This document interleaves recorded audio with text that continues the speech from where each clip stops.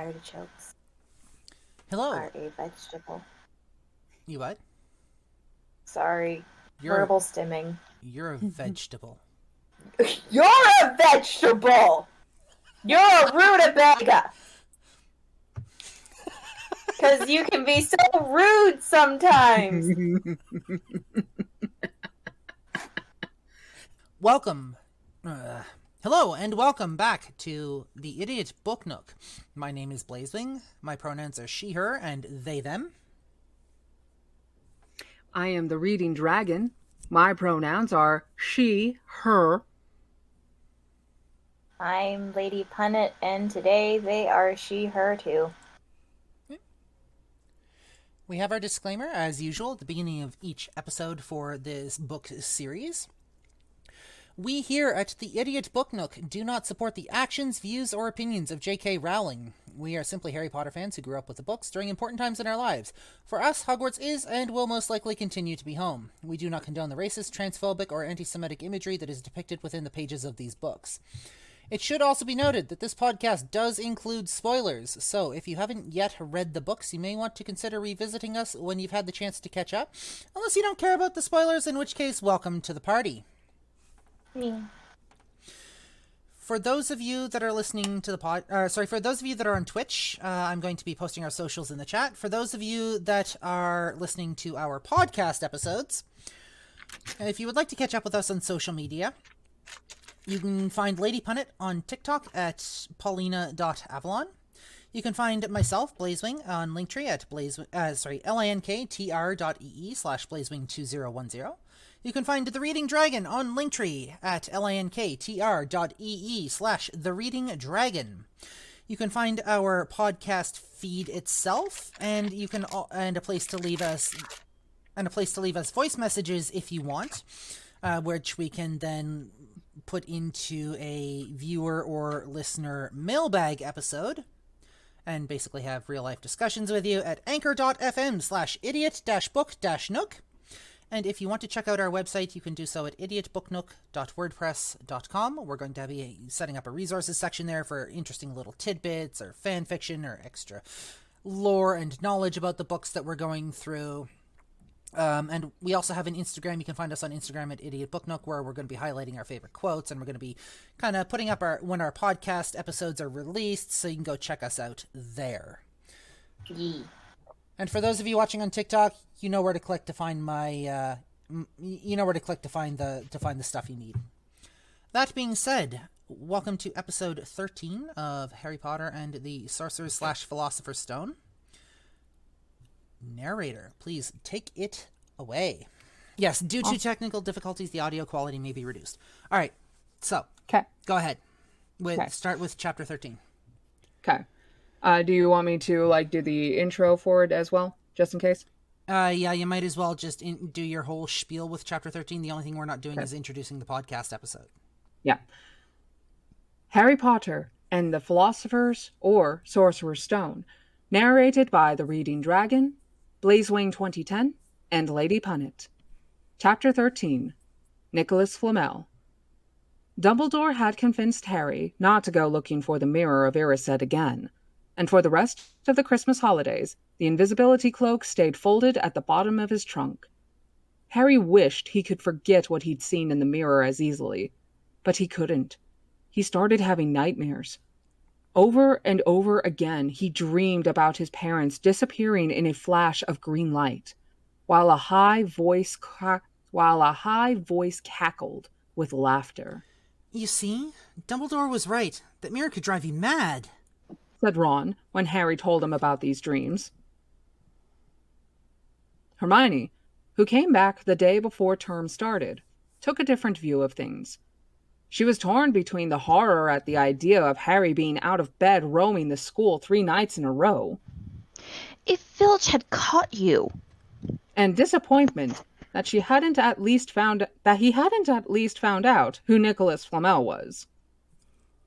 They had almost given up hope of ever finding Flamel in a library book, even though Harry was still sure he'd read the name somewhere.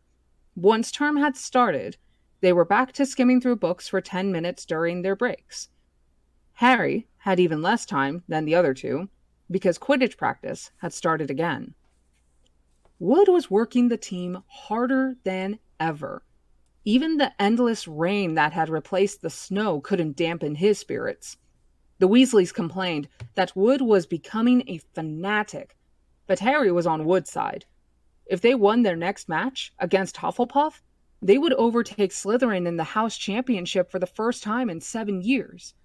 Quite apart from wanting to win, Harry found that he had fewer nightmares when he was tired out after training. Then, during one particularly wet and muddy practice session, Wood gave the team a bit of bad news. He had just gotten very angry with the Weasleys, who kept dive-bombing each other and pretending to fall off their brooms. Will you stop messing around? He yelled. That's exactly the sort of thing that'll lose us the match. Snape's refereeing this time, and he'll be looking for any excuse to knock points off of Gryffindor. George Weasley really did fall off his broom at those words. Snape's refereeing? He spluttered through a mouthful of mud. When's he ever refereed a Quidditch match? He's not going to be fair if we might overtake Slytherin. The rest of the team landed next to George to complain too. It's not my fault, said Wood. We've just got to make sure that we play a clean game so Snape hasn't got an excuse to pick on us. Which was all very well, thought Harry, but he had another reason for not wanting Snape near him while he was playing Quidditch. The rest of the team hung back to talk to one another as usual at the end of practice, but Harry headed straight back to the Gryffindor common room, where he found Ron and Hermione playing chess.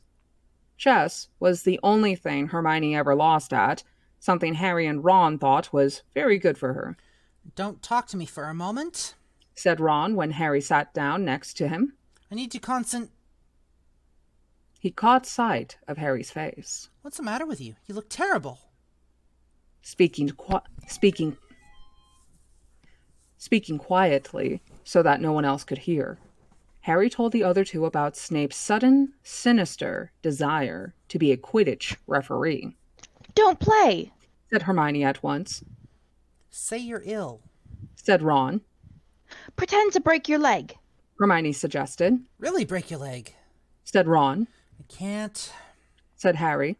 There isn't a reserve seeker. If I back out, Gryffindor can't play at all. At that moment, Neville toppled into the common room. How he had managed to climb through the portrait hole was anyone's guess, because his legs had been stuck together with what they recognized at once as the leg locker curse. He must have had to bunny hop all the way up to Gryffindor Tower. Everyone fell over laughing except Hermione, who leapt up and performed the counter curse. Neville's leg sprang apart and he got to his feet, trembling. What happened?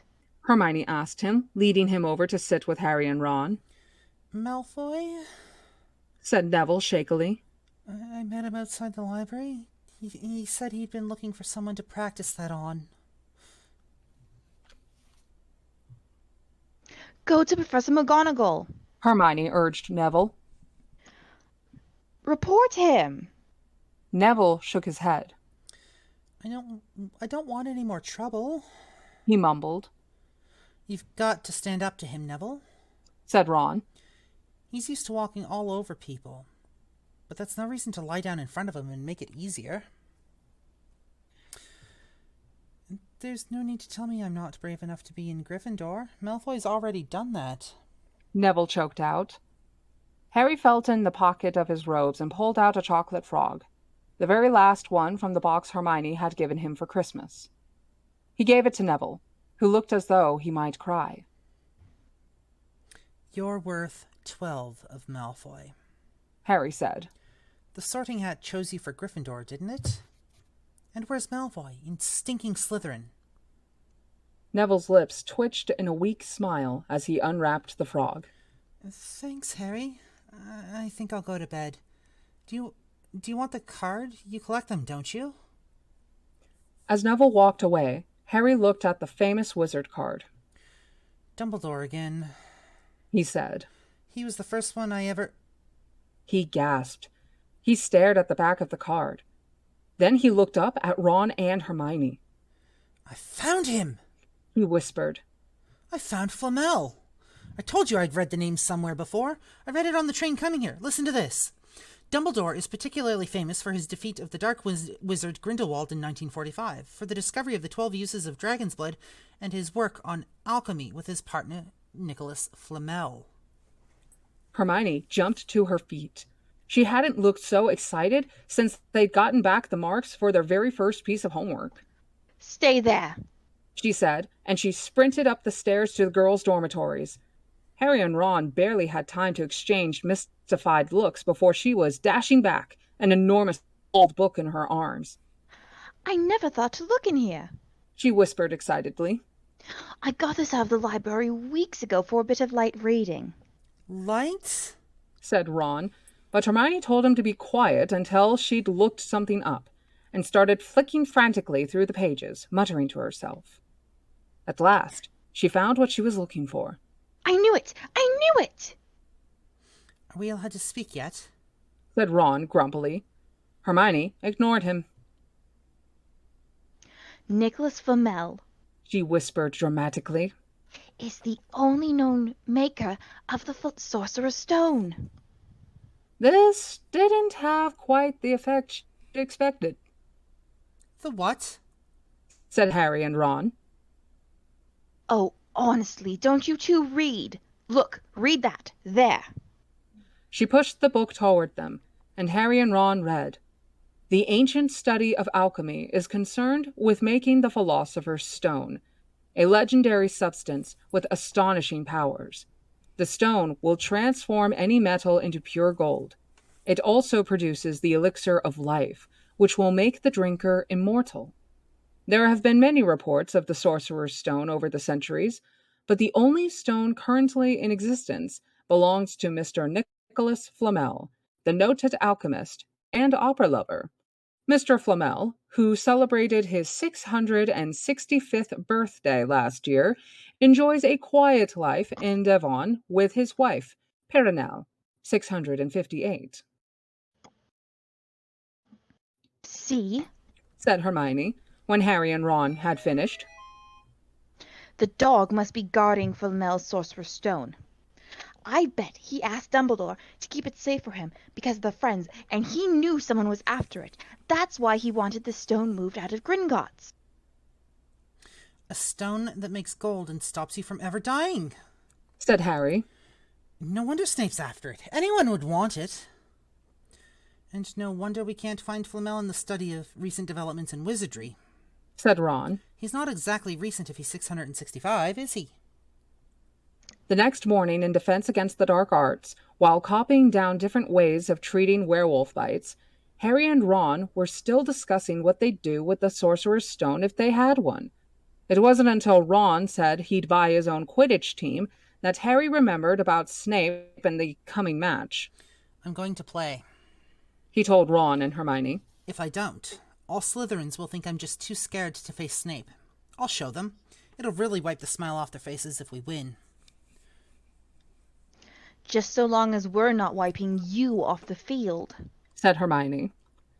As the match drew nearer, however, Harry became more and more nervous, whatever he told Ron and Hermione. The rest of the team wasn't too calm either. The idea of overtaking Slytherin in the House Championship was wonderful. No one had done it for 7 years. But would they be allowed to, with such a biased referee? Harry didn't know whether he was imagining it or not, but he seemed to keep running into Snape wherever he went. At times he even wondered whether Snape was following him, trying to catch him on his own. Potions lessons were turning into sort of a weekly torture. Snape was so horrible to Harry. Could Snape possibly know they'd found out about the Sorcerer's Stone? Harry didn't see how he could. Yet he sometimes had the horrible feeling that Snape could read minds. Harry knew, when they wished him good luck outside the locker rooms the next afternoon, that Ron and Hermione were wondering whether they'd ever see him alive again. This wasn't what you'd call comforting. Harry hardly heard a word of Wood's pep talk as he pulled on his Quidditch robes and picked up his Nimbus 2000. Ron and Hermione, meanwhile, had found a place in the stands next to Neville, who couldn't understand why they looked so grim and worried, or why they had both brought their wands to the match. Little did Harry know that Ron and Hermione had been secretly practicing the leg locker curse. They'd gotten the idea from Malfoy using it on Neville, and were ready to use it on Snape if he showed any sign of wanting to hurt Harry. Now, don't forget, it's locomotor mortis. Hermione muttered, as Ron slipped his wand up his sleeve. I know. Ron snapped. Don't nag. Back in the locker room, Wood had taken Harry aside. Don't want to pressure you, Potter. Don't want to pressure you, Potter. But if we ever need an early capture of the snitch, it's now. Finish the game before Snape can favor Hufflepuff too much. The whole school's out there, said Fred Weasley, peering out of the door. Even, blimey, Dumbledore's come to watch. Harry's heart did a somersault. Dumbledore? He said, dashing to the door to make sure. Fred was right. There was no mistaking that silver beard. Harry could have laughed out loud with relief he was safe. There was simply no way that Snape would dare to try to hurt him if Dumbledore was watching. Perhaps that's why Snape was looking so angry as the teams marched onto the field. Something that Ron noticed too. I've never seen Snape look so mean, he told Hermione. Look, they're off. Ouch. Someone had poked Ron in the back of the head. It was Malfoy. Sorry, Weasley. Didn't see you there. Malfoy grinned broadly at Crabbe and Goyle. Wonder how long Potter's going to stay on his broom this time. Anyone want to bet? What about you, Weasley? Ron didn't answer. Snape had just awarded Hufflepuff a penalty because George Weasley had hit a bludger at him. Hermione, who had all her fingers crossed in her lap, was squinting fixedly at Harry, who was circling the game like a hawk, looking for the snitch. You know how I think they choose people for the Gryffindor team, said Malfoy loudly a few minutes later, as Snape awarded Hufflepuff another penalty for no reason at all. It's the people that they feel sorry for. See, there's Potter, who's got no parents. Then there's Weasleys, who've got no money. You should be on the team Longbottom. You've got no brains. Neville went bright red, but turned in his seat to face Malfoy. I'm worth 12 of you, Malfoy, he stammered. Oh. Malfoy, Crabbe, and Goyle howled with laughter, but Ron, still not daring to take his eyes off from the game, said, You tell him, Neville. Longbottom, if brains were gold, you'd be poorer than Weasley, and that's saying something. Ron's nerves were already stretched to the breaking point with anxiety about Harry. I'm warning you, Malfoy. One more word. Ron! said Hermione suddenly. Harry! What? Where?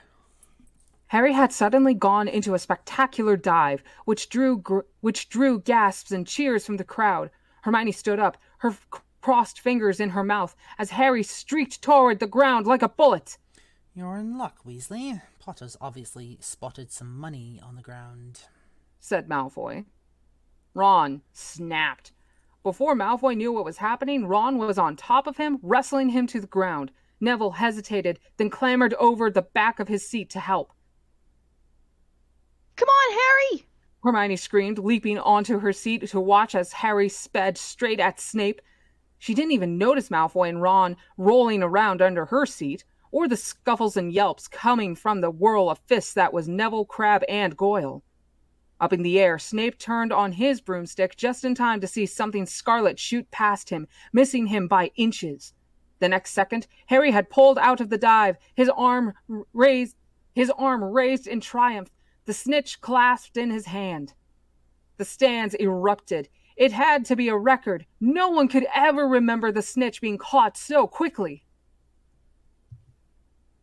Ron, where are you? The game's over. Harry's won. We've won. Gryffindor's in the lead.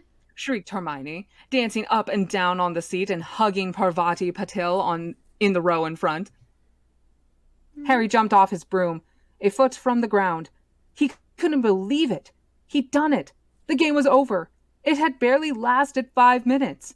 As Gryffindors came spilling onto the field, he saw Snape land nearby, white-faced and tight-lipped. Then, Harry felt a hand on his shoulder and looked up into Dumbledore's smiling face. "Well done," said Dumbledore quietly, so that only Harry could hear. "Nice to see that you haven't been brooding about that mirror. Been keeping busy. Excellent." Snape spat bitterly on the ground. Snape spat spitterly on the ground. Yep, spitterly. Spat spitterly.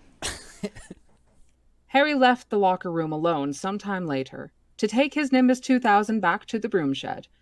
He couldn't ever remember feeling happier. He'd really done something to be proud of now. No one could say he was just a famous name anymore.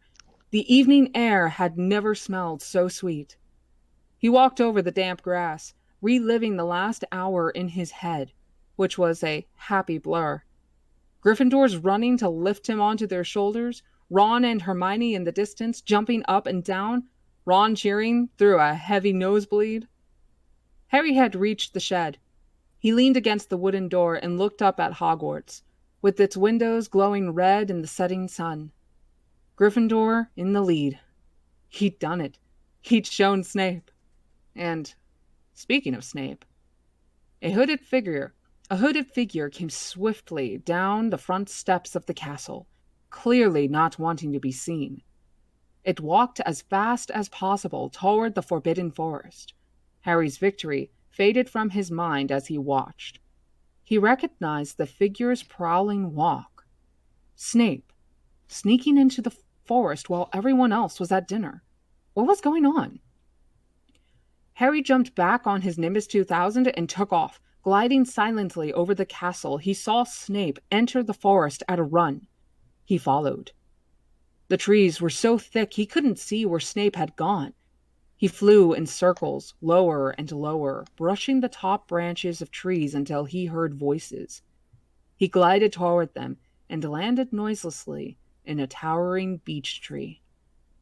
He climbed carefully along one of the branches, holding tight to his broomstick, trying to see through the leaves.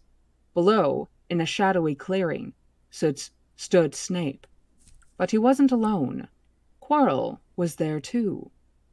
Harry couldn't make out the look on his face, but he was stuttering worse than ever. Harry strained to catch what they were saying. Don't know why you wanted to meet me here of all places, Severus. Oh, I thought we'd keep this private, said Snape, his voice icy. Students aren't supposed to know about the Sorcerer's Stone, after all. Harry leaned forward. Quirrell was mumbling something.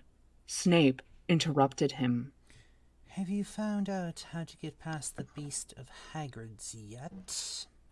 But Severus, You don't want me as your enemy, Quirrell, said Snape, taking a step toward him. I don't know what you know perfectly well what I mean. An owl hooted loudly, and Harry nearly fell out of the tree. He steadied himself in time to hear Snape say, Your little bit of hocus-pocus. I'm waiting.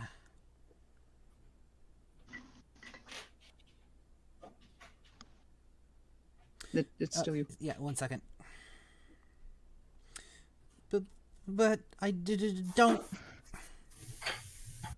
But I don't. Very well. Snape cut in. We'll have another little chat soon when you've had time to think things over and decided where your loyalties lie. He threw his cloak over his head and strode out of the clearing. It was almost dark now, but Harry could see Quirrell standing quite still as though he was petrified. Harry, where have you been? Hermione squeaked. We won! We won! We won! You won! We won! shouted Ron, thumping Harry on the back. And I gave Malfoy a black eye, and Neville tried to take on Crabbe and Goyle single-handed. He's still out cold, but Madame Pomfrey says he'll be all right. Talk about showing Slytherin. Everyone's waiting for you in the common room. We're having a party. Fred and George stole some cakes and stuff from the kitchens. Never mind that now, said Harry breathlessly. Let's find an empty room. You wait till you hear this. He made sure Peeves wasn't inside before shutting the door behind them. Then he told them what he'd seen and heard. That line is... It's Harry. So we were right. It is the Sorcerer's Stone. And Snape's trying to force Quirrell to help him get it.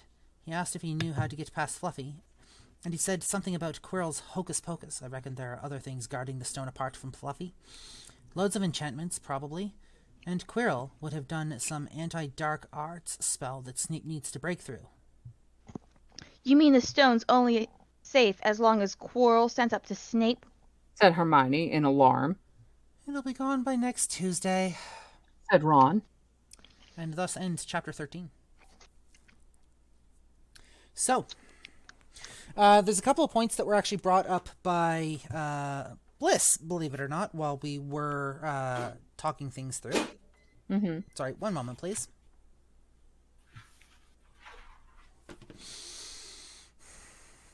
Episode 13 is going to require some TLC. Yep.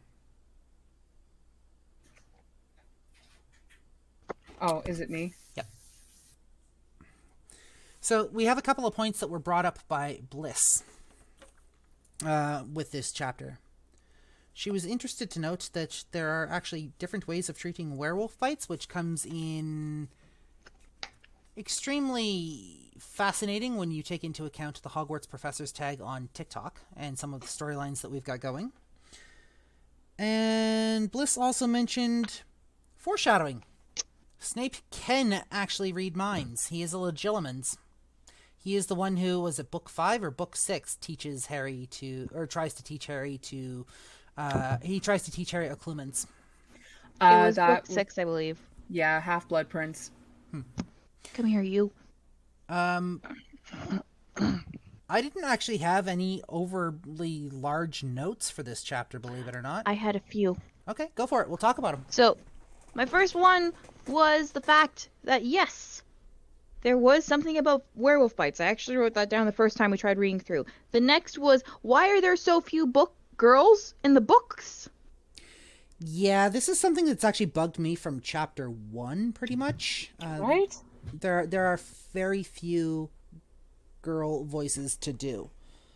Like, I don't mind the fact that there's few girl voices. My issue is that there's less diversity. Mm-hmm. Like, we can name, like, off the top of my head, 5 female students, including Hermione.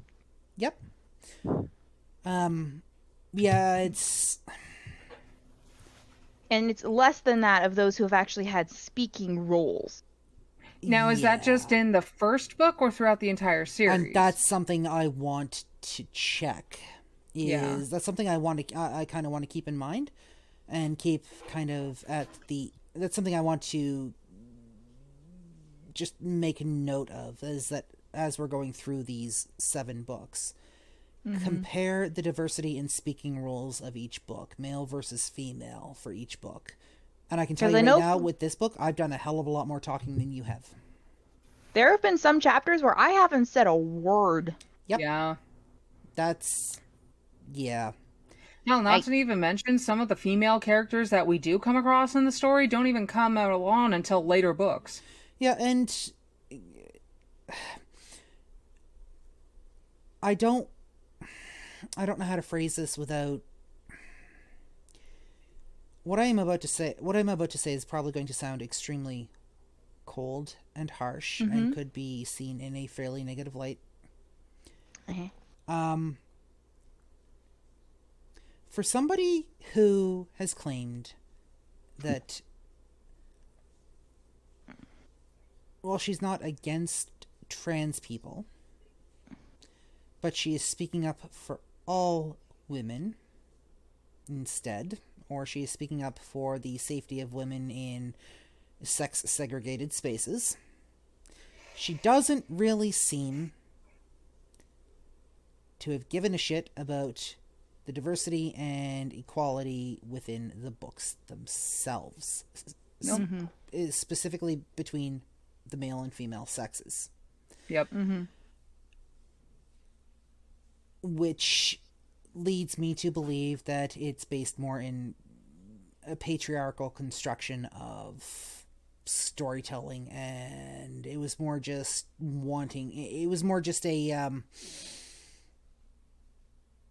need to pick a side-ish, if that makes sense. And to make herself seem like she was doing good and to firmly draw a line in the sand. I think, okay, if we look at this, 1 second, repositioning, because so in a recent fan fiction I started reading, this is actually like where Petunia and Vernon try and are actually decent parents to Harry and stuff. It's really good. I won't give too many spoilers, but in that, apparently one of the reasons is that for pureblood families, especially those that fell on hard times, they're only able to send the male. Like if they have 2 children and one's a boy and one's a girl, they're more likely to send the boy because the boy can carry on the line. So the girl is often homeschooled, sadly. Dude. Huh. But this is only for like students. This is only for like the pureblood families that have fallen on hard times and aren't able to do so for whatever reason. Yeah. Like, yes, we've seen the Weasley families who are a long line of purebloods able to send them off, but some of the pureblood families don't want to be seen as like poor. So they're not going to send like their daughter off to school in hand-me-down robes because they're trying to make because sadly, it has been pointed out that it's very patriarchal society in the wizarding world. Yep. So they have to make the daughter seem as well desired as possible. And how can you find and sadly, a lot of pureblood families will look at what they're wearing, and if it's hand-me-down school robes.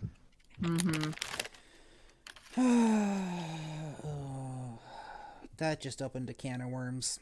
Let's open up a different can of worms with the poor planning for having no reserved seekers. Yeah, right? What kind of sports team? Well, I mean, we also knew that going in because when Harry was taking flying lessons, and he got pulled aside by McGonagall. McGonagall pulled him inside and took him to Oliver Wood and said, "I have found you a seeker." So we knew that was coming. But still, what kind of sports team doesn't at least have a reserve seeker or a backup seeker or something like that? Like, or even just like someone of a similar build. Like, yeah. Here's the thing. I hate to bring in like sexist. Girls typically girls are on the slender and lighter side. Yep. Compared to males. Typically, I'm not saying always, I'm saying typically. I myself, I'm almost 6 feet tall. I was taller than most of the boys in my class throughout elementary school. Yep. And for a good portion of high school. So that's why I say typically. But in Britain, it might be different because it's always pointed out that they seem to be described as petite. You will notice in the books, the only one described as portly or chubby is Neville. Yep. I'm also thinking that Rowling didn't exactly like Neville. No, she didn't. She was not kind to him throughout the series. Like, the amount of shit that Neville's had to deal with throughout the series? I don't know. And unfortunately, it bled through the films in making. Because, I don't know if this was on, like, a previous stream that we did, but we had talked about how the actor that played as Neville throughout the series had developed self-image issues because of how often he would have to wear like the fat suit, how often he would have to go into makeup for like different prosthetics and whatnot to make himself look like Neville as the author depicted him. It's just just sad.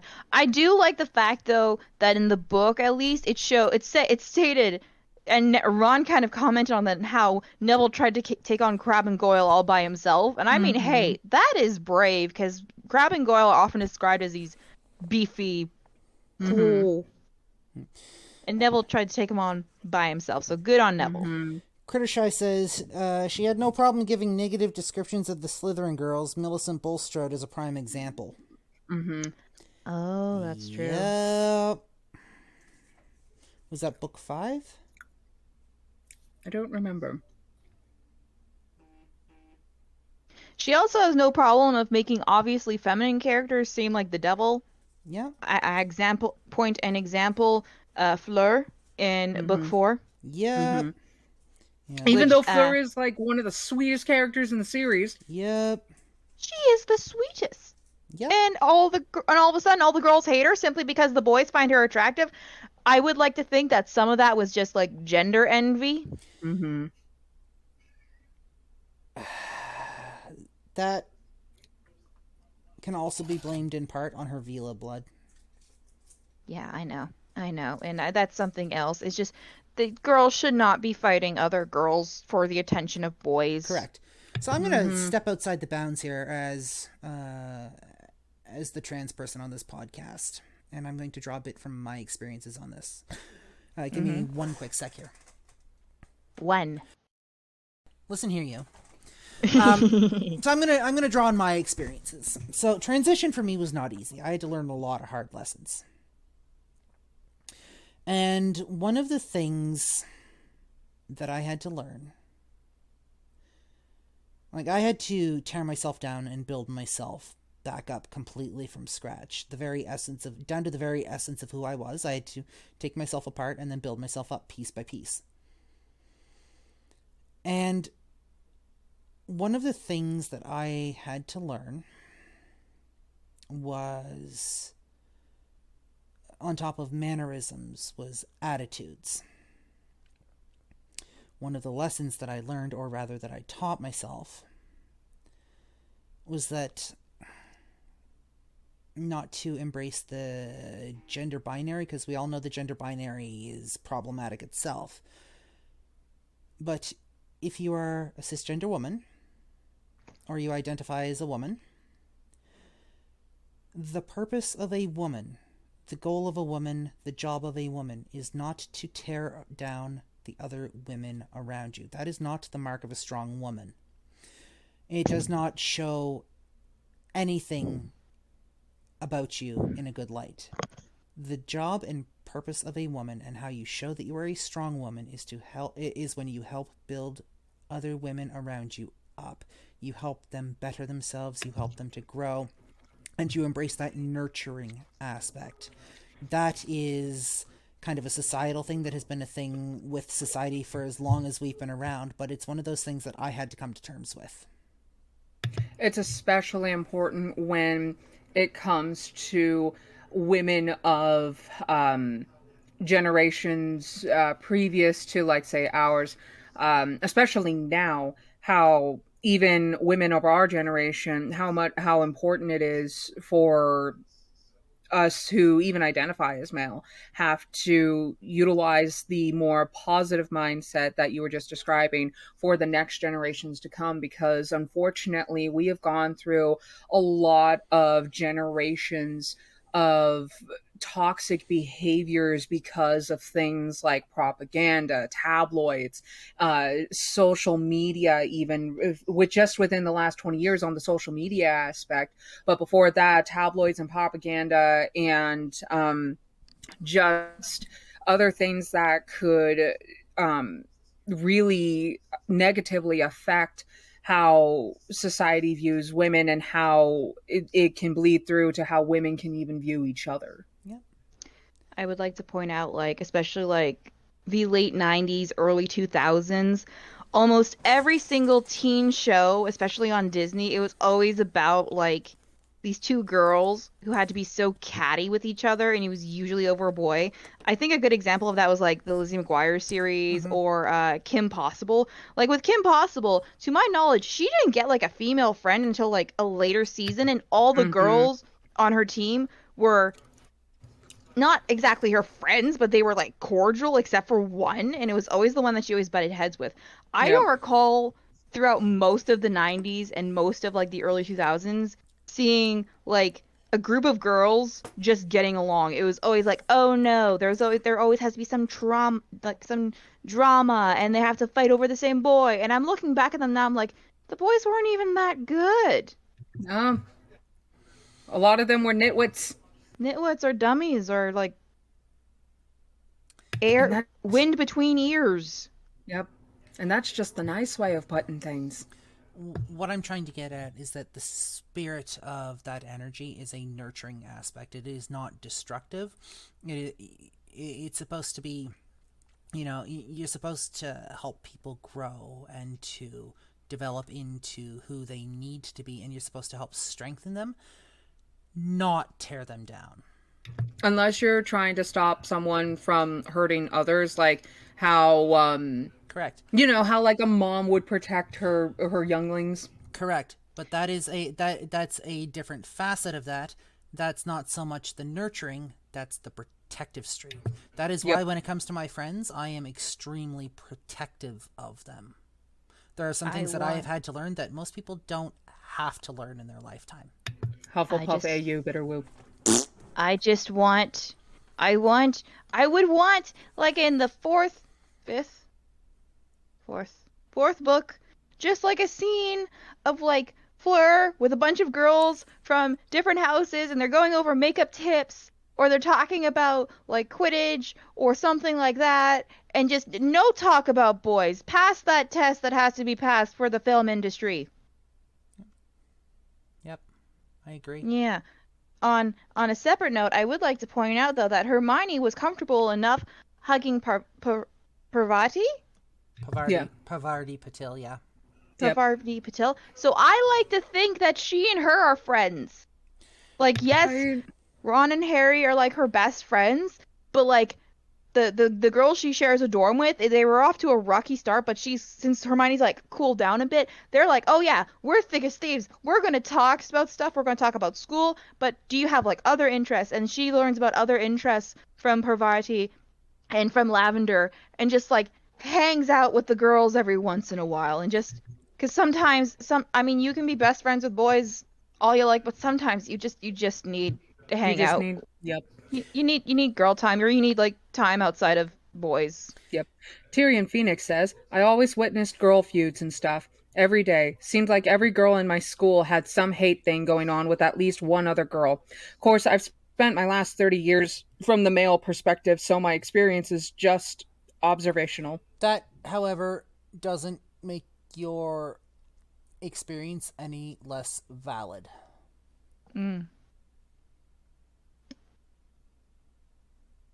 Because, as we all know, trans women are women, so...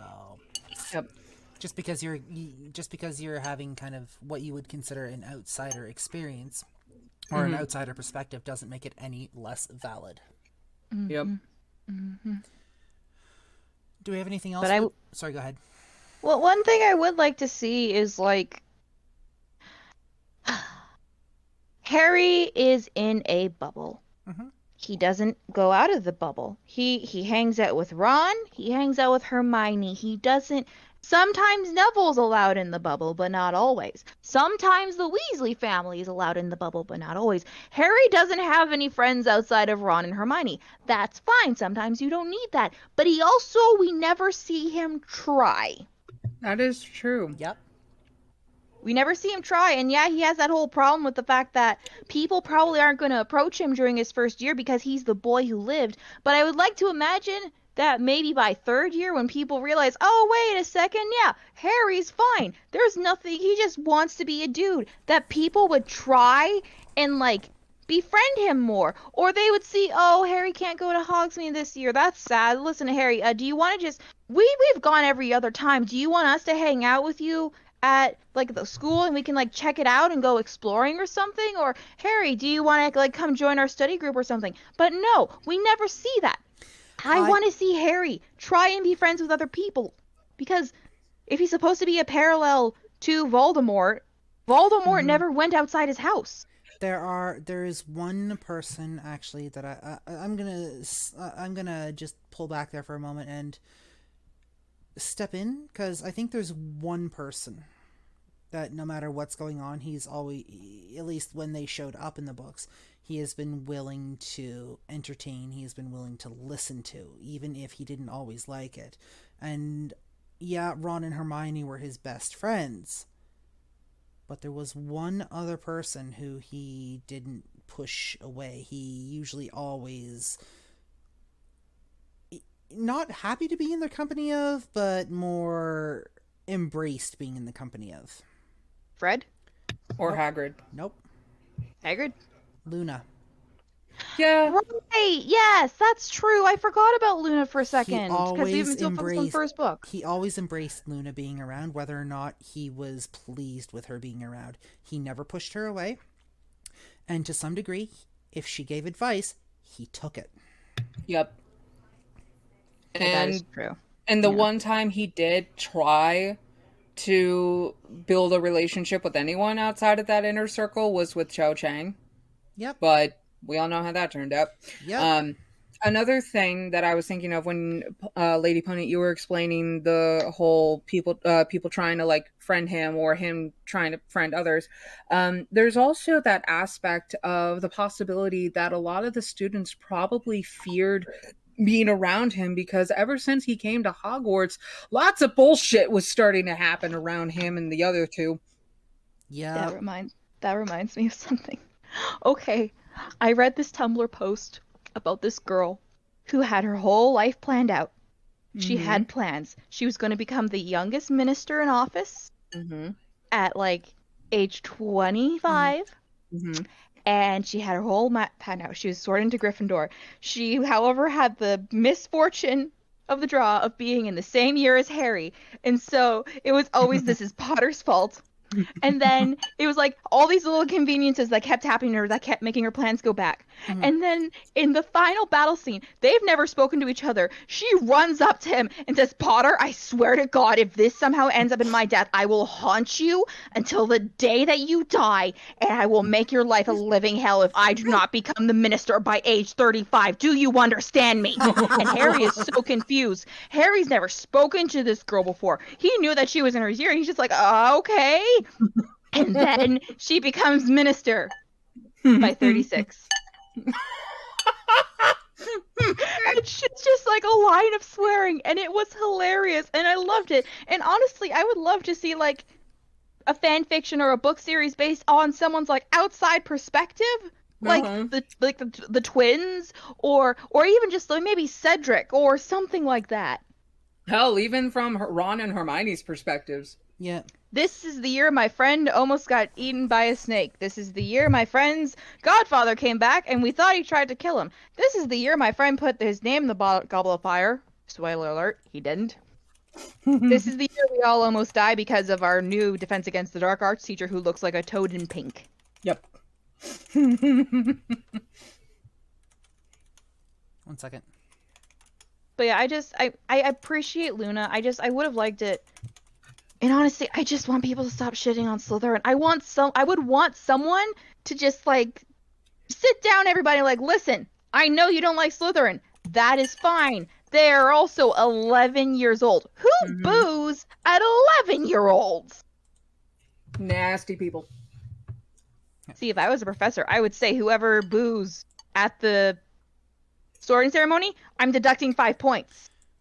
Yep. So, I don't even care that school hasn't started yet. I'm deducting points. speaking of that, I want to go down a rabbit hole for a moment. Yay. We have 1 second. 1. Listen here, you. No, you're not my real dad. The Harry Or Potter Mom. books from Ron's perspective. Titles. Oh no. Oh dear. Ronald Weasley and That Time I Sacrificed Myself and Nobody Batted an Eye. Yep. Ronald Weasley and That Time Nobody Cared That I Braved My Greatest Fear. Spiders. Ronald Weasley and That Time My Own Brothers Gave Harry a magical map instead of me and casually didn't mention I'd been sleeping with another dude for years. Ronald Weasley, and that time I finally got fed up with being overlooked. Uh, Ronald Weasley, and that time I became a, censored for bad word, king. Ronald Weasley, and that time I got with a stage 5 clinger. Oh, yeah. Lavender. Yep. And finally, Ronald Weasley, and the time I finally got out of the friend zone. Yeah. Now, Tyrion Phoenix says Harry Potter and the lack of fucks to give. yup. Harry Potter from Hermione's perspective. Yes! Book 1, Hermione Granger and the Adventures That Nearly Got Her Expelled. Book 2, Hermione Granger and the time she solved the mystery before anyone else. Alternatively known as Hermione Granger and that time she forayed into the furry fandom. Yep, that's also true.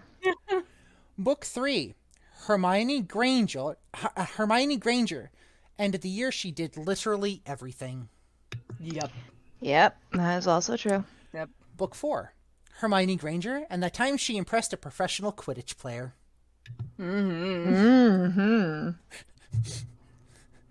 Book 5, Hermione Granger and the year she created Dumbledore's army. Yeah! Book 6, Hermione Granger and the year she wished people had listened to her. Yep. Yep, pretty much. And finally, Book 7, Hermione Granger and the time she was the only one who had properly prepared for the Horcrux hunt. Damn straight. Yup. Oh my god. Imagine if Hermione had been like... Well, that would have been so interesting, though. Think about it. Like, I want to read a book series. It doesn't have to be Harry Potter. I want to read a book series that's told through the point of view of the Chosen One's comedic relief best friend. Right? Like, my friend's being moody again. I gotta try and cheer him up because he's going through Chosen One shenanigans. And the weird old wizard dude isn't helping. Again. Yep. Not surprised there. Or the weird old wizard dude is enabling this fucker. Again. Let's see if I You look can like you found something, Blazewing. Give me a second. Let me see if I can find something here. When? Da, da, da, da, da, da, da. Da, da, da, da, da, da. That's not it. Da, da, da, da, da, da. Try this.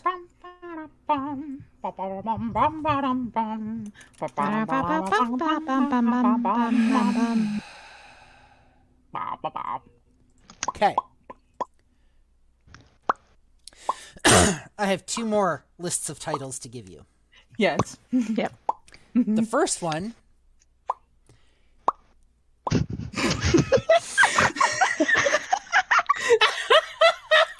God damn it.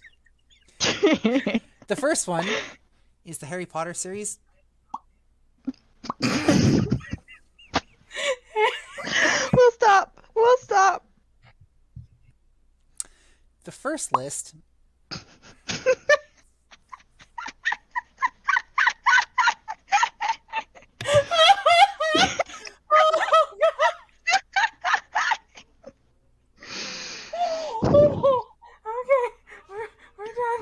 We're good. We're good. We're good.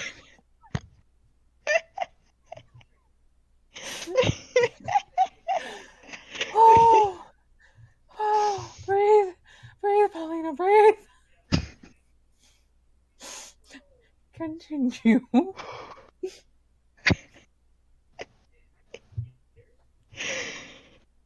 We're good. I'm good. We're good. We're Gucci. So the first list that I've got for you is from Dumbledore's perspective. Oh, this should be good. Oh, shit. Dumbledore and the 3 first years that got past all our defenses, so here's a whole bunch of house points. Yes, yep. Yeah. Second, Dumbledore and the 3 second years that found that damn chamber, so all exams are cancelled. Yep. Yeah. Dumbledore and the 3 third years who almost got killed by the werewolf I probably shouldn't have hired. Hey. He was fine. He just forgot to take his potion, which I mean, come on, Lupin, like get with the program. Unless Lupin had ADHD. That is fair. Dumbledore and the 3 fourth years who worked together to help accidentally bring back the Dark Lord. Oh, and I hired another murderous teacher again. Whoops. You keep hiring bad teachers for Defense Against the Dark Arts, except for Lupin. Dumbledore and the 3 fifth years who had to form an army named after me, so now I gotta piece the fuck out and live like a tramp on the run. Thanks a lot.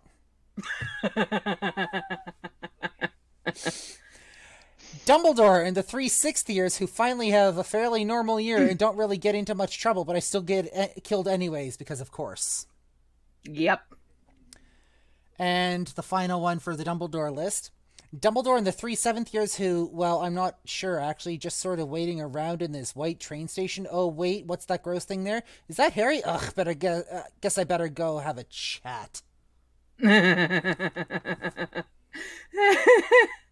Oh, God. What's the next list? Dumbledore, and the time I got to kind of vacation in a train station? The fuck is that thing underneath that seat? Oh shit, that's Voldemort. Ugh, okay, gross, get it away. Oh, hold on. I might actually have 2 more lists. Oh no. The second list I've got for you is the Harry Potter books titles from Hagrid's perspective. Hagrid! Yes! So, book number 1. Ruby is Hagrid, and I hope the Ministry don't find out about this dragon. They didn't. Ruby is Hagrid, and I hope the Ministry don't find out about the spider. I mean, Technically speaking, they did not find out about the spider. not even when the spider was just a wee bib. About a chest size. Ruby... Actually, that would have been a good time for them to find out about the spider. Yeah. Ruby is Hagrid, and I hope I don't kill one of my students. He didn't? You did not. Sorry. You're good. Ruby is Hagrid, and holy shit, legal dragons. Legal Dragons! Ah! Ruby is Hagrid, and I hope the Ministry don't find out about my brother. Yup. One did. One did, but Just one, but we don't know what happened to her, and we don't talk about Dolores. we don't talk about Umbridge. These last 2 are killing me. Okay, what is it? Ruby is Hagrid, and oh god, Aragog, why? Oh. And finally, book 7. Ruby is Hagrid, and Harry, no! Oh. Oh. Oh no. Let's not forget the dog, Fang. He had to rescue Fang from his burning hut. Oh, crap. Give In me... book 6. Oh god, what? hang on.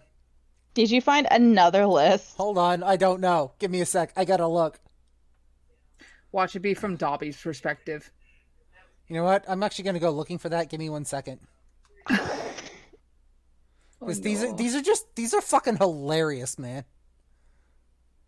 I'd imagine from Dobby's perspective, it's mostly surrounding the Malfoys. I found a Harry Potter insult generator. I'm just gonna open that tab.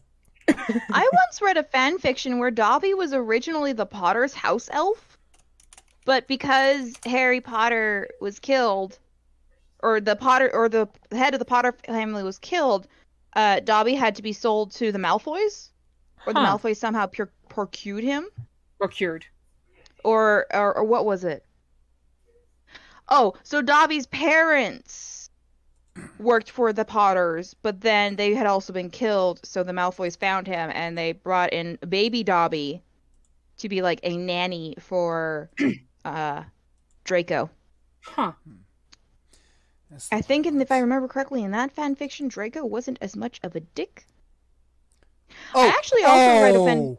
Oh? I found a bunch. Give me a second. Oh dear. So I actually once read a fan fiction where it was just a slight divergence because what had happened was Narcissia Mm-hmm.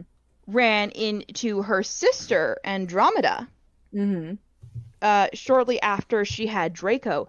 And at first, in the original, in the canon story, they just walked past each other, but something in Narcissia stopped her, and she called out to her sister and said, I know we can't be on friendly terms, but can I speak to you once in a while?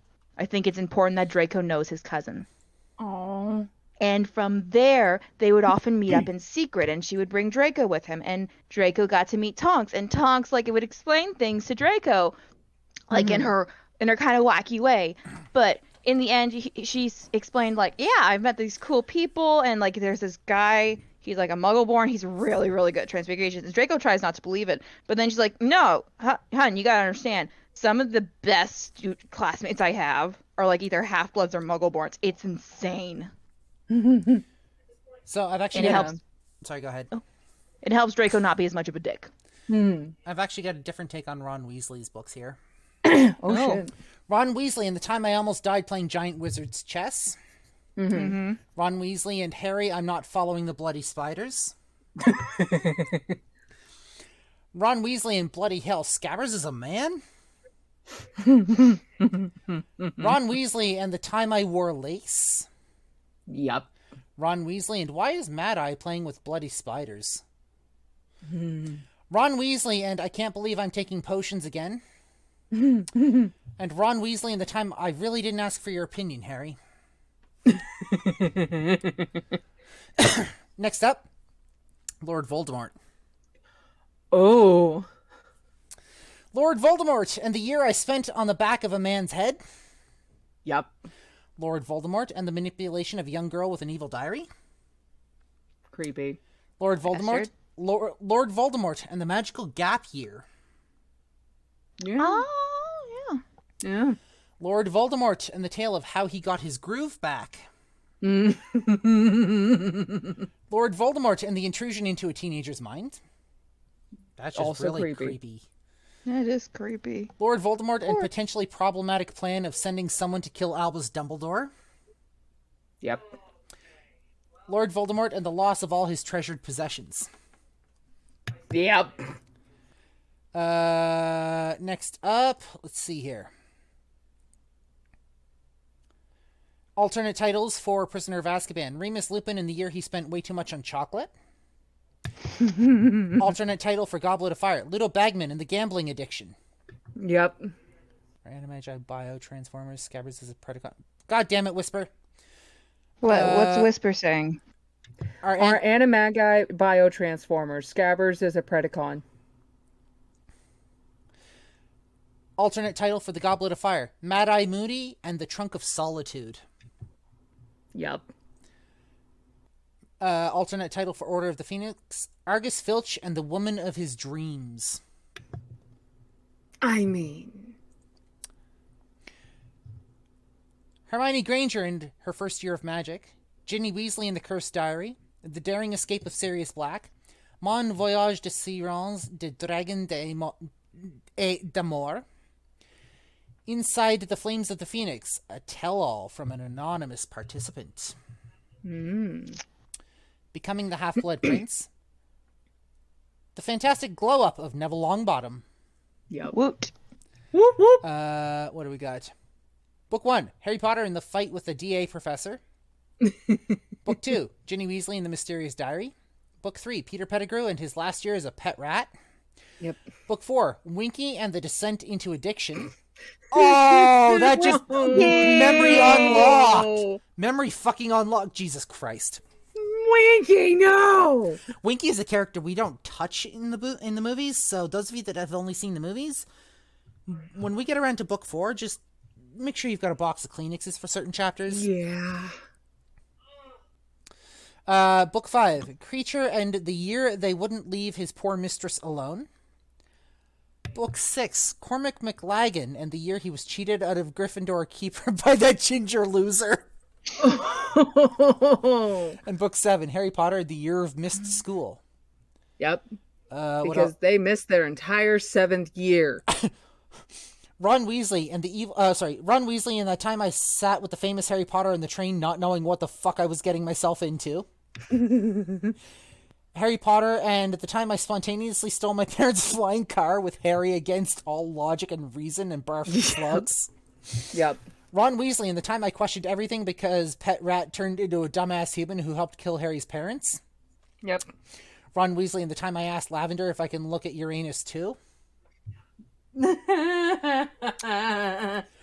Weasley and the time I exceeded my family's low expectations for me by becoming a prefect. Yep. Ron Weasley and the time I became Wan even though Hermione was obviously my true love interest. I'm just a dumbass who couldn't stop snogging in public. Yep. Ron Weasley and the time I encouraged Harry to keep the book and ignore Hermione, who wouldn't shut up about the dangers of the book even after it almost killed that dumbass Malfoy. I mean, to be fair... Ron Weasley and the evil necklace that turned me against my friends, but it's okay because I saved Harry's fucking life and fell madly in love with Hermione. Can't. Yeah. Let's see. Hermione Granger and these boys would be dead without me. Hermione Granger and even though I was petrified, these boys would be dead without me. Yep. Hermione Granger and Sirius and Buckbeak would definitely be dead without me. Yep. Hermione Granger and Harry would definitely be dead without me. Mm-hmm. Hermione Granger and let's just forget I spent the previous year teaching Harry and suddenly he's the teacher. Yeah. Hermione Granger and Ron is a fucking git. Yep. Yep. Hermione Granger and these boys would definitely be dead without me, and maybe Ron isn't that much of a git after all. No, he's still a git. He's still a get. But not as bad as a git as the writer made him out to be in the Twitter. Neville Longbottom. Oh, Dolores Umbridge and the Lawful Evil Power Trip. Yep.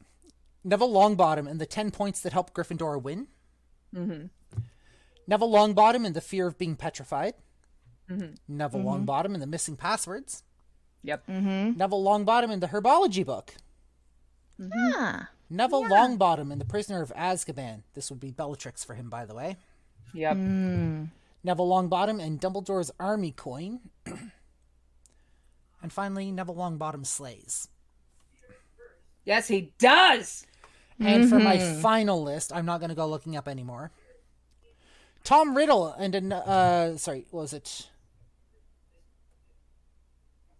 Tom Riddle and another year on Lucius Malfoy's bookshelf. Tom Riddle and yes, finally some freedom.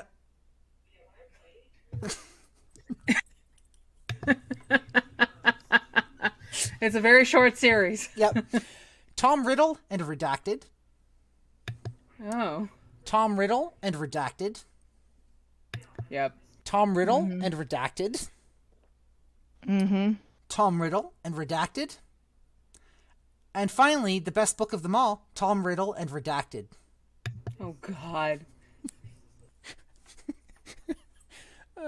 Crap. Ruby's Hagrid and I'm too old for this shit. I love it. Well, Rubius Hagrid is old. I mean, you're not wrong. He is. He's as old as fucking Tom Riddle is. Mm-hmm. Yeah. Like, dude. He looks better, though. Oh, yeah. I mean, Much better. He still has his nose. I was gonna say, at least he's still got his nose. Yeah. So, with that, I'm gonna say this is probably gonna be it for this episode because I'm just gonna keep going looking for things at this point. Yep. So, give me one moment here while I grab all of our things.